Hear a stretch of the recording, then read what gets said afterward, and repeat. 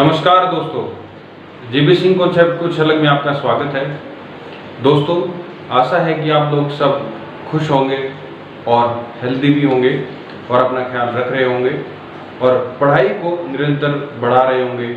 तो दोस्तों, आज हम लोग बायोलॉजी का जो हमारी पहली इंट्रोडक्शन टू द सेल था उसका पार्ट 2 को समझने वाले हैं। इसके अंदर दोस्तों जहाँ तक हमने उस वीडियो में कवर कर लिया था उसका ये सेकंड पार्ट में उससे आगे ही हम कवर करेंगे।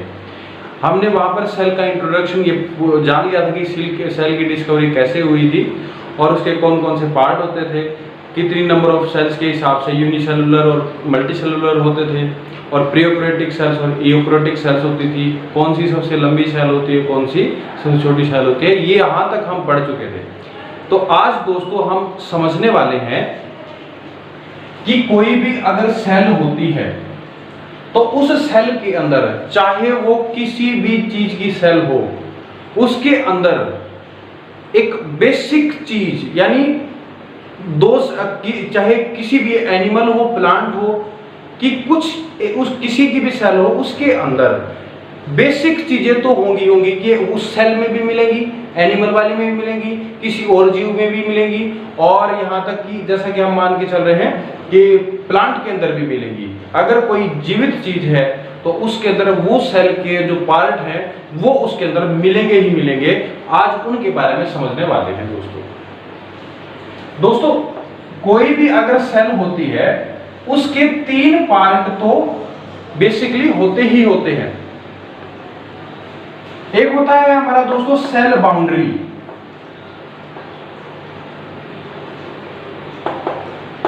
बाउंड्री, दोस्तों एक होता है हमारा साइटोप्लाज्म,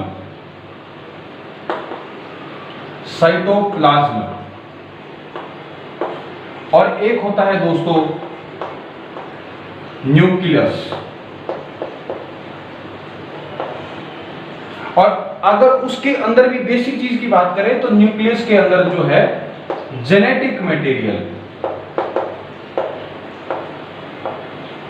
अब ध्यान से समझेंगे तो मैं बिल्कुल एक बात को क्लियर करके बताऊंगा। आप दोस्तों कुछ ऐसा मानिए कि आपने एक गुब्बारा लिया हुआ है या कोई एक बहुत बड़ी सी गेंद ली हुई है, या एक सिंपल सा एग्जांपल समझे तो एक बार अंडे को एज्यूम कीजिए। आपने अंडा देखा ही होगा कच्चा, तो आप कच्चे अंडे के अंदर देखते हैं तो जो अंडे की बाहर की लेयर होती है, अंडे के जो आप छीलते हैं खाने के लिए या उसको पहले फोड़ते हैं और उसके बाद उसको अंडे के अंदर से तरल पदार्थ निकालते हैं, तो जो बाहर की कवरिंग होती है दोस्तों हम उसको बोलेंगे सेल बाउंड्री। एग्जाम्पल से समझना है। और इस सेल बाउंड्री के अंदर 2 चीजें होती हैं दोस्तों, एक होती है सेल वॉल और एक होती है सेल मेम्ब्रेन।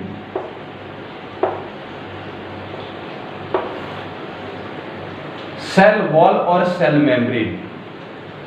अब दोस्तों जो हमारे एनिमल्स होते हैं, प्लांट को मैं साइड में कर रहा हूं थोड़ी देर के लिए, जो हमारे एनिमल्स होते हैं दोस्तों, तो उनके अंदर जो एक सेल की सबसे बाहर वाली लेयर होती है, सबसे बाहर वाली लेयर जो एक सेल की शेप को डिसाइड करती है कि सेल की शेप कैसी होगी, उसको डिसाइड करने वाली एक क्या होती है, सेल मेम्ब्रेन होती है। एक पतली सी परत होती है और वो पोरस होती है। पोरस का मतलब होता है दोस्तों उसके अंदर छिद्र होते हैं, छोटे छोटे छिद्र होते हैं, जैसे कि ऐसा कुछ कि मान लीजिए ये हमारी क्या है दोस्तों, सेल है, तो उसकी जो ये सबसे बाहर वाली लेयर होती है, ये इसके ऊपर छोटे छोटे क्या होते हैं दोस्तों, छिद्र होते हैं, जिसके अंदर से जैसे कि पानी है, ब्लड है, या फिर कार्बन डाइऑक्साइड वगैरह है, या फिर कोई प्रोटीन्स वगैरह हैं, वो इसके अंदर क्या है,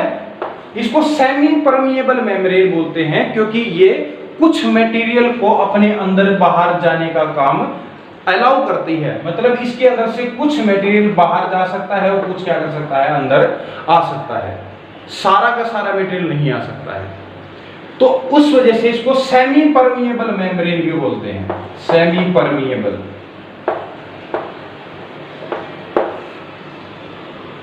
और दोस्तों सेल मेम्ब्रेन जो होती है ये पोरस होती है, छिद्र वाली होती है। और दोस्तों ये एनिमल सेल की बात कर रहा हूं मैं।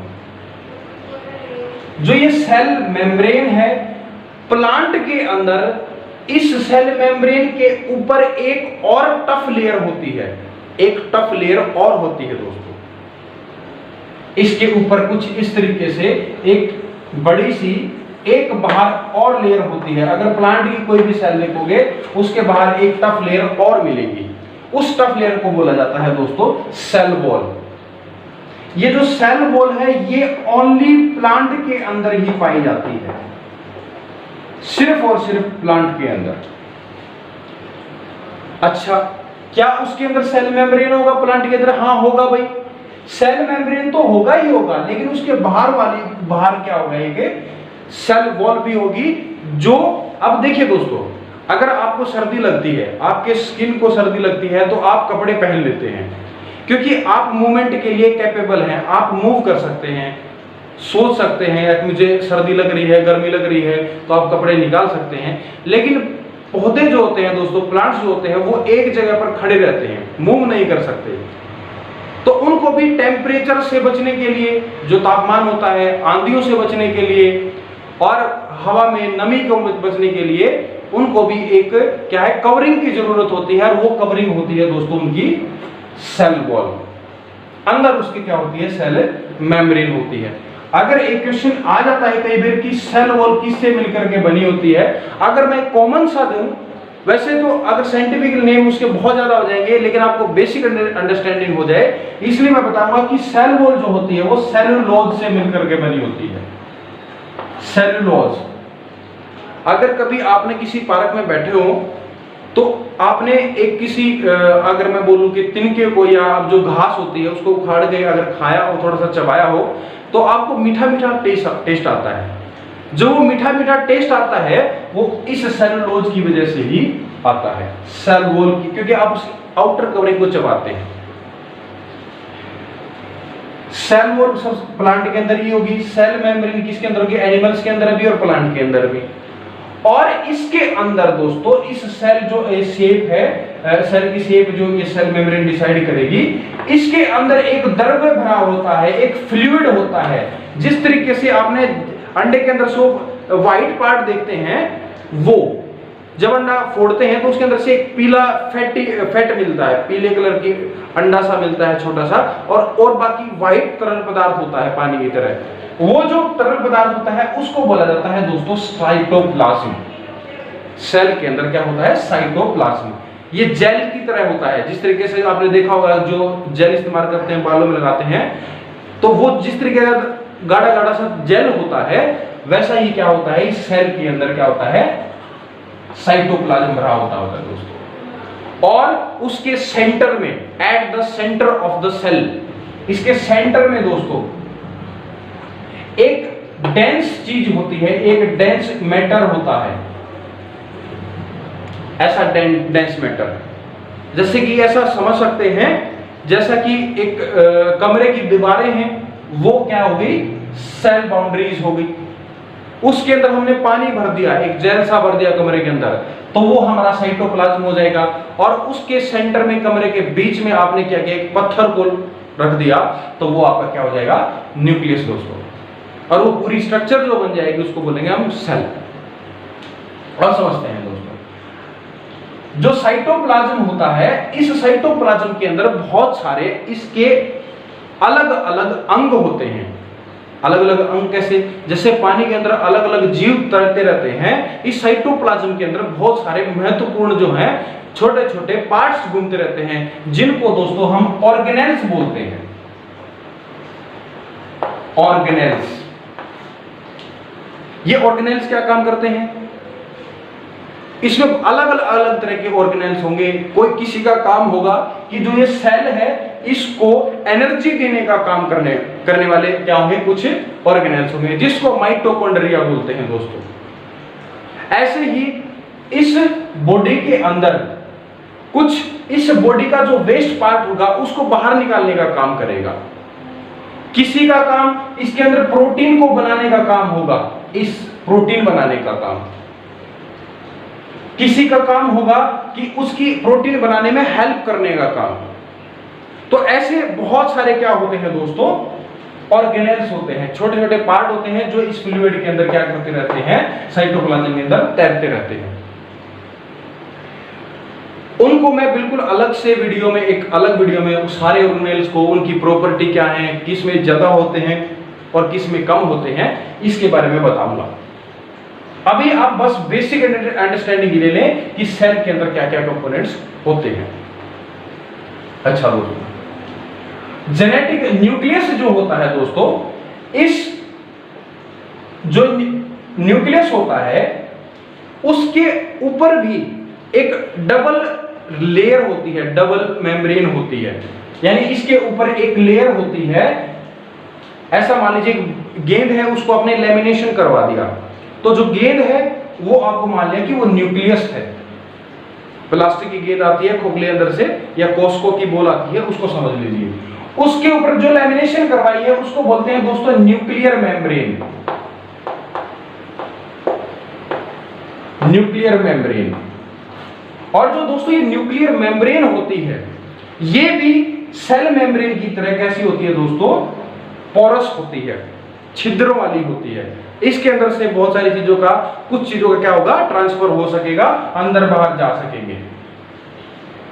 ठीक है, और क्या होगा, और दोस्तों बहुत ही अच्छी चीज है सीखने की। इस न्यूक्लियस के अंदर एक और फ्लूइड भरा होता है, जैसे कि साइटोप्लाज्म भरा हुआ था इस सेल के अंदर। अब पहले ये समझ लीजिए कि न्यूक्लियर मेम्ब्रेन का काम क्या होता है। न्यूक्लियर मेम्ब्रेन का ये काम होता है कि वो जो न्यूक्लियस है और जो साइटोप्लाज्म है, उन दोनों को सेपरेट करने का काम, उनको अलग करने का काम करती है दोस्तों न्यूक्लियर मेम्ब्रेन। और यहाँ की कुछ एनर्जी को, जो एनर्जी आई है उसको ट्रांसफर करने का, या प्रोटीन्स वगैरह है या राइबोसोम्स वगैरह है, उनको ट्रांसफर करने का काम जो है दोस्तों न्यूक्लियर मेम्ब्रेन करती है। इस न्यूक्लियस के अंदर एक लिक्विड भरा हुआ होता है, जिस तरीके से इस सेल के अंदर साइटोप्लाज्म भरा हुआ होता है, गाढ़ा सा लिक्विड होता है। उस गाढ़े लिक्विड को बोला जाता है दोस्तों न्यूक्लियोप्लाज्म। जैसे कि साइटोप्लाज्म का, साइटो का मतलब क्या, सेल, प्लाज्म का मतलब लिक्विड, सेल का लिक्विड, और न्यूक्लियो का मतलब न्यूक्लियस, प्लाज्म मतलब लिक्विड। इस न्यूक्लियस के अंदर भरा हुआ लिक्विड, तो इसके अंदर एक और लिक्विड होगा भाई। मैं आपको थोड़ा सा और जूम करके देखो, आप माइक्रोस्कोप देखोगे ना तो हाईली मैग्नीफाइड, जो बहुत ही छोटी चीज को बहुत बड़ा करके दिखा सकता है, उसके अंदर जब जूम करके देखा जाएगा, बड़ा करके देखा जाएगा, तो पहले आपको सेल दिखाई देगी, फिर आप सेल के अंदर ऑर्गेनेल्स वगैरह, न्यूक्लियस दिखाई देगा, फिर न्यूक्लियस को और छोटा कर दोगे तो और बड़ा करके देखोगे तो उसके अंदर से आपको क्या दिखाई देगा, न्यूक्लियोप्लाज्म भी दिखाई देगा। और इसके अंदर दोस्तों, इस न्यूक्लियस के अंदर, ये बहुत इंपॉर्टेंट पार्ट है, इस न्यूक्लियस के अंदर दोस्तों एक तो न्यूक्लियोप्लाज्म होता है, और उसके अंदर ऐसा मान लीजिए बहुत सारे धागे जैसी स्ट्रक्चर होती है, जैसे कि थ्रेड होता है। वो थ्रेड जो होता है, इसके अंदर बहुत सारे ऐसे धागे से होंगे, इस तरीके से बहुत सारे धागे से फैले हुए होंगे। इन छोटे छोटे धागे जो होते हैं, इनको दोस्तों क्रोमोसोम्स बोला जाता है। Chromosomes, chromosomes. ऐसे एक क्रोमोसोम्स आपको देखा होगा, एक्स वाई क्रोमोसोम्स बोलते हैं, एक्स एक्स क्रोमोसोम्स बोलते हैं। ये क्रोमोसोम्स बेसिकली आपका नाक जो है आपकी मम्मी के ऊपर जाएगा, या फिर आपकी पापा के ऊपर, या बाल आपके पापा के जैसे होंगे, मम्मी के जैसे होंगे। इन चीजों का डिसीजन जो है वो क्रोमोसोम्स की वजह से ही होता है। और क्रोमोसोम्स का जो थ्रेड लाइक स्ट्रक्चर होती है दोस्तों, जो ये थ्रेड लाइक स्ट्रक्चर है, ये इसके अंदर फैली हुई होती हैं, और इसके अंदर भी एक छोटी सी और डेंस पार्टिकल होता है, एक छोटी सी गोली होती है इसके अंदर, ऐसा समझ लीजिए। इसके अंदर एक और होता है ऐसा, उसको हम बोलते हैं दोस्तों न्यूक्लियोलस। न्यूक्लियोलस ये जेनेटिकल मटेरियल है, जो ये मैंने क्रोमोसोम्स बोला, ये क्या है दोस्तों, जेनेटिक मटेरियल है, जिसकी वजह से क्या होता है, इस जेनेटिक मटेरियल का ट्रांसफर की वजह से ही मम्मी पापा के गुण जो है बच्चे के अंदर आते हैं। कि बच्चे का कलर कैसा होगा, गोरा होएगा या काला होएगा, ये सारा का सारा डिसीजन दोस्तों ये क्रोमोसोम्स के ऊपर ही डिपेंड करता है। और जो क्रोमोसोम्स की एक थ्रेड होती है, जो एक ये होता है, उसको क्रोमेटिन बोलते हैं। क्रोमेटिन, जो एक थ्रेड इस तरीके से एक स्ट्रक्चर होगी दोस्तों। आपने ये तो सुना ही होगा डीएनए। क्रोमोसोम्स के अंदर क्या होते हैं, या डीएनए समझ ले, डीएनए से मिलकर के क्या बनते हैं, क्रोमोसोम्स होते हैं। अब ये क्या है, जो डीएनए है deoxy ribo nucleic acid, deoxy ribo nucleic acid, इसकी बहुत बार फुल फॉर्म पूछी जाती है एग्जाम में, डीऑक्सी राइबो न्यूक्लिक एसिड। दोस्तों ये डीएनए ट्रांसफर होता है ना, तो वो क्रोमोसोम्स ट्रांसफर होते हैं, ऐसा समझ लीजिए। उसको मैंने बताया कि जो डीएनए की इस तरीके से जो स्ट्रक्चर होती है, उसकी जो एक लेयर होती है उसको बोला जाता है क्रोमेटिन, और इसका छोटा सा पार्ट, इस क्रोमेटिन का एक छोटा सा पार्ट, उसको बोला जाता है जीन। ध्यान से समझिए, जेनेटिकल जीन्स। अब इसके अंदर इंफॉर्मेशन है, ये छोटा सा क्रोमेटिन का एक थ्रेड का जो है छोटा सा पार्ट होगा, उस छोटे से पार्ट के अंदर इंफॉर्मेशन होगी। किस चीज की इंफॉर्मेशन होगी भाई, इस चीज की इंफॉर्मेशन होगी कि आपके पैर बड़े होंगे या छोटे होंगे, कलर आपका क्या होगा, बालों का कलर क्या होगा, आपकी आंखें भूरी होंगी, ग्रीन होगी, क्या होंगी। ये सारे के सारे जो एक पापा से या मम्मी से आपके अंदर से गुण आते हैं दोस्तों, वो सारे के सारे बच्चे में किस तरीके से होंगे, उनका डिसीजन इस जीन के अंदर इंफॉर्मेशन होती है। और ये क्रोमोसोम्स जो आते हैं दोस्तों, हर एक आदमी के अंदर, चाहे लड़का हो या लड़की हो, उसके अंदर क्रोमोसोम्स जो हैं दोस्तों, वो 46 क्रोमोसोम्स होते हैं। 46 टोटल नंबर ऑफ क्रोमोसोम्स कितने होते हैं, 46। अगर पेयर की बात करूं तो हम बोलेंगे कि 23 पेयर्स ऑफ क्रोमोसोम्स होते हैं। जब एक बच्चा तैयार होता है पेट के अंदर, तो पहले क्या होता है दोस्तों, मम्मी से 23 यानी 23 क्रोमोसोम्स आएंगे। मम्मी से कितने आएंगे, 23 क्रोमोसोम्स, और पापा से भी कितने आएंगे, 23 क्रोमोसोम्स, और मिलकर के टोटल फिर कितने हो जाएंगे, 46। और उनके अंदर जो इंफॉर्मेशन होगी वो किसके थ्रू आएगी, जीन्स के थ्रू। जीन्स को ऐसे बहुत सारे जीन्स को मिलाकर क्या बन जाएगा, क्रोमेटिन। क्रोमेटिन का ऐसे दो स्लाइड स्ट्रक्चर बन जाएंगे, उसको क्या बोलेंगे, डीएनए। और ऐसे डीएनए बहुत सारे अगर एक स्ट्रक्चर मेंटेन कर लेंगे, उसको बोलेंगे क्रोमोसोम्स। तो क्रोमोसोम्स कितने हो गए, 46 या फिर 23 पेयर्स होते हैं। किसी भी हमारे अंदर, मेरे भी अंदर भी है, और कोई लड़की है उसके अंदर भी है। अब क्या है दोस्तों, इसके अंदर ना जो 22 पेयर्स होते हैं वो बिल्कुल एक जैसे होते हैं, देखने में एक जैसे, कलर वाला भी वैसा ही, बालों का मतलब लंबे होंगे या कैसे होंगे, हाइट का मैटर क्या रहेगा, ज्यादा लंबा होगा या छोटा होगा। तो ये इस तरीके के जो पेयर्स होते हैं, जो क्रोमोसोम्स होते हैं, वो आदमी के अंदर भी और लेडीज के अंदर भी सेम होते हैं, लेकिन एक होता है sex chromosomes. Sex chromosomes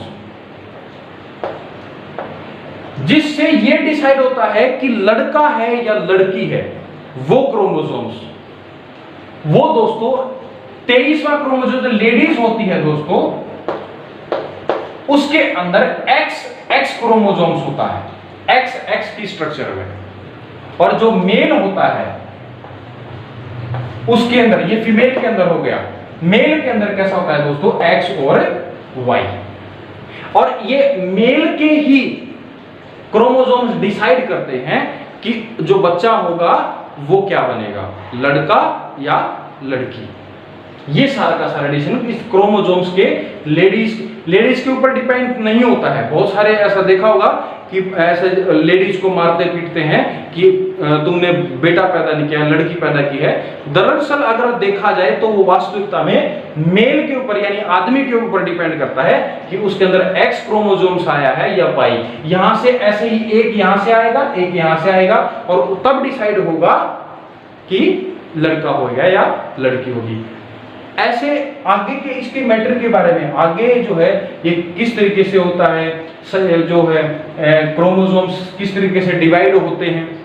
genetic के मटेरियल दोस्तों जो क्रोमोसोम्स होते हैं वो तभी दिखाई देते हैं जब सेल का डिवीजन होता है, यानी एक सेल दो सेलों में टूटेगी, तब एक सेल दो सेल बनेगी। जब टूट रही होगी तब आप क्या देख पाएंगे, क्रोमोसोम्स को देख पाएंगे। ये था बेसिक कंपोनेंट, आपने बेसिक अंडरस्टैंडिंग इसकी ले ली है कि बेसिक कंपोनेंट ऑफ सेल क्या क्या होते हैं, उसके अंदर क्या क्या होता है। अब बचते हैं दोस्तों ऑर्गेनेल्स, उसको मैं अलग से वीडियो में ऑर्गेनेल्स के बारे में एक ऑर्गेनेल्स का क्या क्या काम होता है बहुत ही जल्दी 2 या 3 दिन में आपके पास एक वीडियो और आएगी, उसके अंदर ऑर्गेनेल्स के बारे में अच्छे तरीके से बता देंगे। ये वीडियो आपको कैसी लगी, समझ में आया या नहीं आया, इसको नोट्स तो बनाते ही रहिए ताकि आपको रिवीजन में सुविधा रहे। और अगर किसी प्रकार की दिक्कत है, कोई डाउट है तो दोस्तों अगर मुझसे कोई मिस्टेक हुई है तो उसके लिए हाथ जोड़ करके माफी, और उसको जो है कमेंट में जरूर लिखिएगा कि मुझसे क्या गलती हुई है। तब तक के लिए दोस्तों पढ़ते रहिए और अपना ख्याल रखें। नमस्कार दोस्तों।